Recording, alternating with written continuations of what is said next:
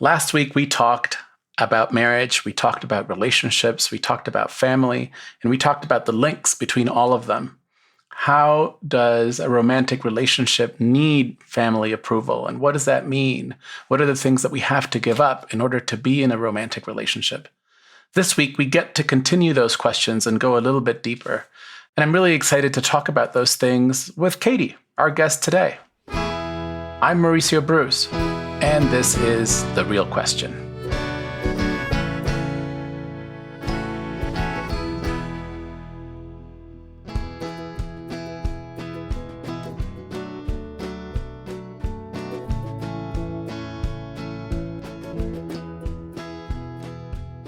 Hi, Katie. Hi.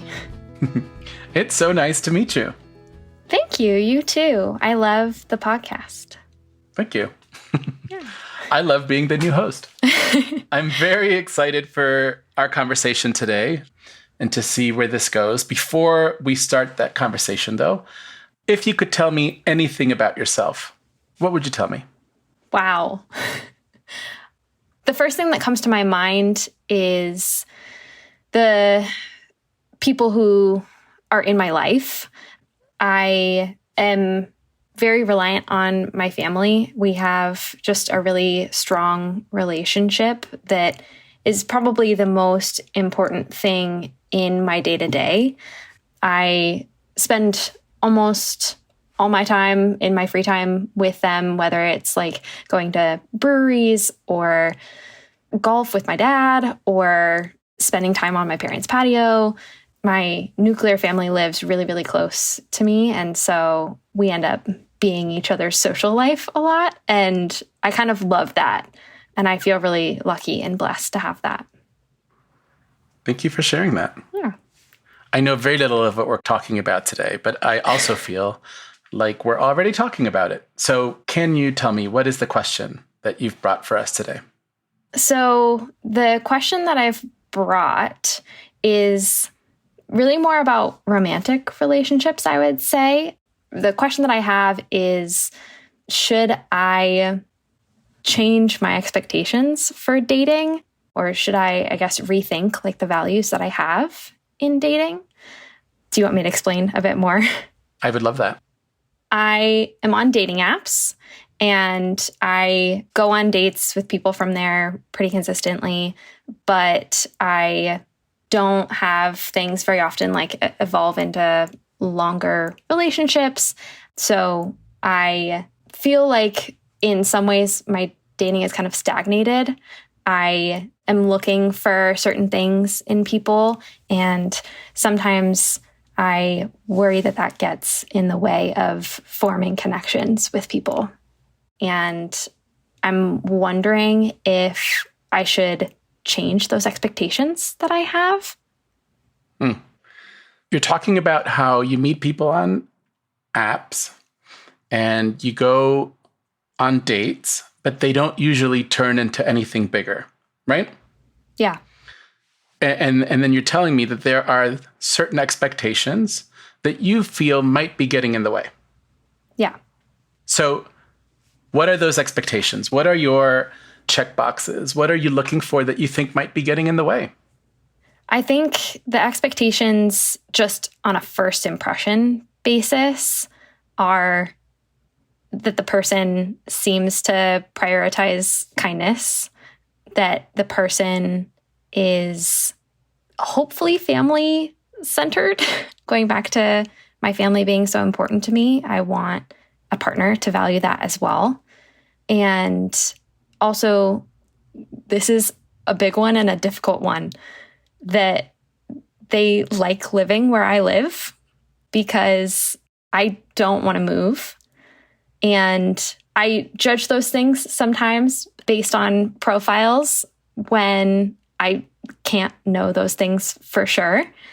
And then upon meeting the person, there's also a added layer in person of wanting to make sure that our energies match. I don't mean in a spiritual sense. I mean introversion, extroversion sense. You can also mean it in a spiritual sense. Yeah, that too. So kindness, that they are family-centered and that they like living in the same place that you're living. Yes. Yeah. So I'm going to go back to your question and ask you, now that I know, or now that you've told me those priorities, which one do you think is getting in the way? It's mostly the last two. People who I go on dates with, I think, often value other things over where they live and have some flexibility in where they see themselves in the future. And that makes me nervous. And with the family aspect, something that comes in my brain very often is whether my family members would like the people that I'm going on dates with. I mean, of course, what I like about a person matters, but there's that extra layer of judgment. When you say that the last two are the ones that you feel might be getting in the way of you meeting someone, I guess what I'm wondering is, since you're coming on the show, since you're asking the question, should I rethink these? Are you willing to rethink them? Is this something that you're considering? Like, maybe I'm going to stop worrying about family-centered person, or maybe I'm going to stop requiring that they like living in town. Is this even up for questioning? It's something that I have questioned in the past and not found an answer to. With the living in the same place as me and feeling comfortable here, I think that one feels difficult because of my connection to my family. And so they're kind of interlinked. That's one that every time that I come back to it, I feel less willing to move on it. Mm-hmm. So I think it's more the feeling this layer of judgment of worrying what my family would think, that at the moment I'm letting influence my decisions more than I normally would. You said at the moment. Has something happened recently? Not recently, but I did have 2 semi-serious relationships pop up over the past couple of years. And in introducing those people to my family, I had different reactions, good ones and bad ones. And that's got me very in my head about who I'm looking at dating and who I could eventually bring into this like family unit that I have. So in a way, Katie, this for me is becoming a question about sort of the meeting of these two worlds. Mm-hmm. This personal interior world and the people you're meeting and the relationships you're creating, and the meeting of that world with your more established and really important family world. Yeah. That makes you nervous. Yes, because one is so stable and one is so uncertain. Yep. So let me ask you this. You said there's been a couple of relationships in the past, in the last couple of years, that had mixed reviews. Mm-hmm. Would you be willing to share about any of those? Yes. So one of them was my first serious relationship, I would say. And my family loved that person. Yeah. And it didn't end up working out because of the wanting to move to another place. Yeah. So in the end, it was us not sharing that goal. And in the other relationship, there was, I guess, more uncertainty, maybe because of how much my family loved the first person who I had been in a relationship with. They were definitely more hesitant to give a decision. And in that relationship ending, I think I have felt more so that this approval from my family is something that will secure me a long-lasting relationship that will work with these values that I have. Mm-hmm. I just want to go back to something you said there, because you said they took longer to make a decision. Mm-hmm. Can you elaborate that for me, please? Yes. I would say they didn't take longer to make a decision. They withheld a decision. Well, what I want to ask is, what do you mean by a decision? What is the decision that they have to make? Whether or not to like that person and approve of me dating them. So if your family comes back and gives you a negative decision, they say, nope, thumbs down, Katie, we don't like this person, and you really like them, would that mean that the relationship has to end for you?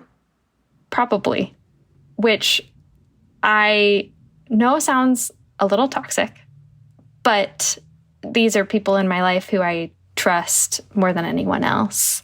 Yeah. And if they're not seeing a connection, or if there's something that they see that I don't, then I'm probably going to trust their judgment. So how many members in your family, Katie?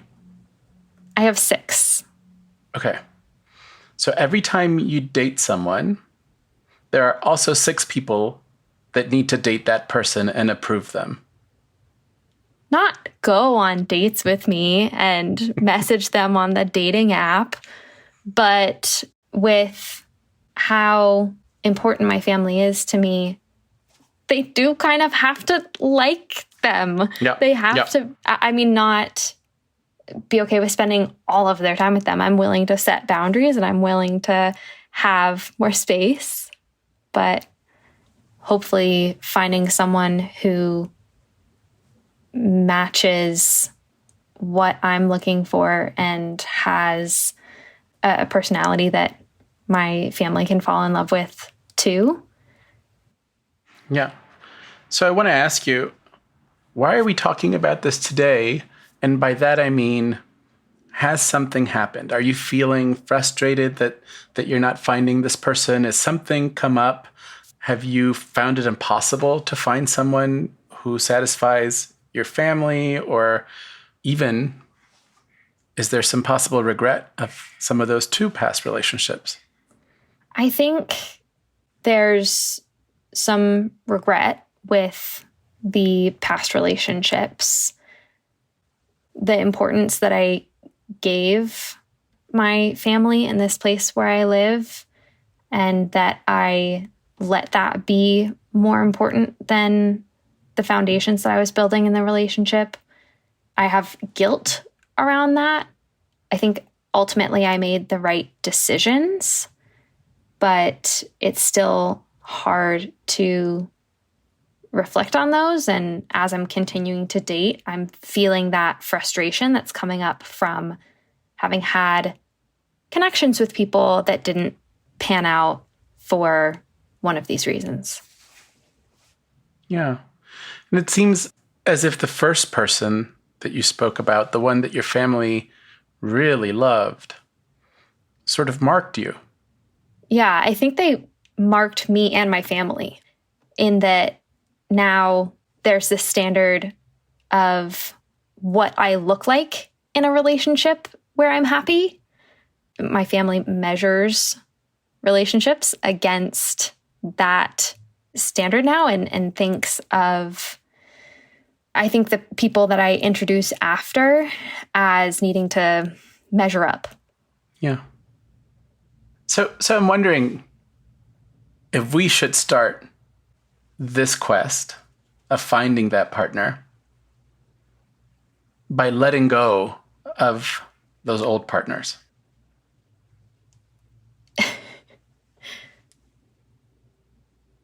I think that's what I want. I just don't know how to go about it. Yeah.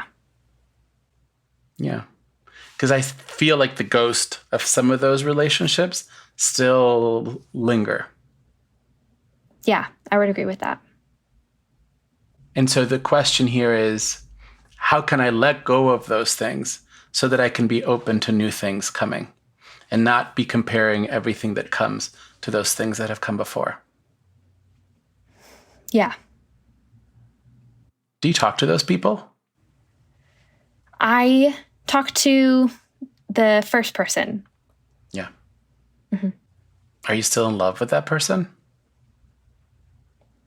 I have a lot of love for that person. I wouldn't say I'm in love with them. Mm-hmm.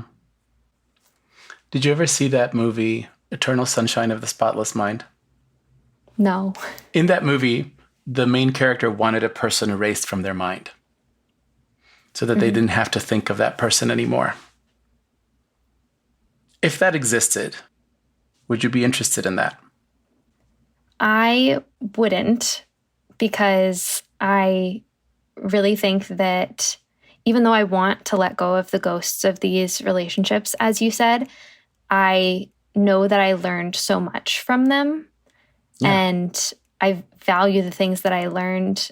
Like I said, I think that the relationships have brought me to who I am today. And that is a person who has like greater strengths than I used to. Beautiful. So I think that the way we let some of those things go, some of those ghosts sort of settle, is by really honoring exactly that. This person taught me to love. This person taught me to this. This person taught me this, showed me this, helped me with this. If I could look at this person and say, hey, this person is part of my life. They're actually part of who I am. Thank you so much. They're always going to be with me. Then they can sort of settle inside me, and I don't think I need to have them outside constantly for me to be okay. Yeah, I think right now the memory is very intangible, or it has so many pieces, the memory of these people, that I have a hard time parsing out how I feel about it sometimes. So I appreciate that, the thought of letting go of what I feel maybe I wish could have happened in these relationships, or these regrets that I have, and accepting and valuing the things that I learned instead. The parts of them that are still with me. Mm-hmm. The parts of them that I'm always going to carry. Yeah. And I wonder, could you write for yourself like a list of thank yous to these people? I suppose the thing that I think I would have a hard time with is separating those feelings of regret or even debt, I almost kind of feel sometimes, and the gratitude that I have for what I learned. Sometimes I feel guilty thinking about those things that I'm grateful for. I worry that while I learned something from that experience and I gained something in my life, I hurt that person in some way. So the gratitude sometimes feels like it comes with some sort of cost. It's like tinged with the guilt. Exactly. Can I put it this way, and you can correct me? I have trouble feeling gratitude because I feel so guilty for the pain that I caused or the things that I did. Yes. Do you think Katie did the best that she could back then? Yes. With what she had available back then? Yes. So if we're looking at past Katie, can we also look at future Katie and say, I'm going to forgive past Katie so that future Katie can find what she's looking for? Yeah. I think I can definitely visualize that. I actually think it's sort of an interesting image of you here in the middle and us in this space working with all those Katies so that they can find what they're looking for. Yeah, I think really trying to visualize future Katie is something that is helpful to me with thinking of what I want for that version of myself and thinking of the happiness that I want to give that person with my decisions now. So if we visualize future Katie on a date, they've met someone on the apps, check, check, check, and we're out having dinner. Mm-hmm. Can you talk me through that? Oh. Do you want me to more explain how I want myself to act or how I want myself to feel? I want to know how you want yourself to feel. I think I would want future Katie on that date to not feel weighed down by the concerns and fears that came from past relationships and feel free to explore and hope for something new in the current person who's in front of me. And yeah, I think just to have a kind of openness to learning more about this person rather than just coming in with these set expectations. Yeah. Yeah. Yeah. I like that image of weighed down Katie and sort of free Katie. Mm-hmm. Right? There's a Katie that shows up right now that is sort of weighed down by the past. And what I heard and felt just now as I heard you talking is there's a Katie that can show up and just be open to the possibilities of what's in front of her rather than of what's happened before. And I can see that especially with thinking about the Katie who was hopeful before being in these relationships and also now has all of those lessons that I've learned that I think I can separate from any regrets and allows me to end up trusting myself more in the end. I really like that visual of Katie trusting herself more rather than relying on her family to tell her if this is the right person or not. Yeah, I think with those previous relationships ending, I think I had less trust in myself after them, in my own judgment, and have kind of wanted to rely on other people's expectations so that I didn't have to feel that uncertainty of whether I was making the right decision and whether this person was going to be the right fit for me in the future. Yeah. Because ultimately, there's no way that I can know that from a first, second, third date. So I think I really like the thought that I can trust myself more actually because of these relationships rather than needing to question or rely on others. So this is less about you giving up your values and giving up your check boxes and more about you not needing the check boxes because you can just rely on yourself and trust yourself.